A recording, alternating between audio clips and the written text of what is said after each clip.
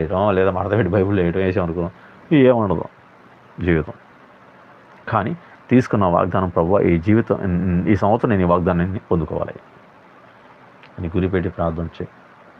ఇలాగే ఒక ఆయన వాగ్దానం తీసాడు. ఒక ఆయన వాగ్దానం చేస్తే పాపం ఆయన తాగుతూ ఉంటాడు, తిరుగుతూ ఉంటాడు. ఆయన వచ్చి పాపం జనవరి ఫస్ట్ మందిరానికి వస్తే మంచిది కదా అని వాగ్దానం తీస్తే ఆయన నీకు నిత్య జీవనం అనుగ్రహించిన నిత్య జీవం గురించి వచ్చింది వాగ్దానం. నిత్య జీవం గురించి వస్తే ఇక మనోడు అయ్యా దీనికి అర్థం చెప్పు అని అడుగుతున్నాడు. ఇద్దరిని అడిగినా, ముగ్గురిని అడిగినా వాళ్ళు చెప్పే సమాధానం ఒకటే, దేవుడు నీకు నిత్య జీవం ఇస్తాడంట, దేవుడు నీకు నిత్య జీవం ఇస్తాడంట అనగానే మనోడికి భయం అవుతుంది.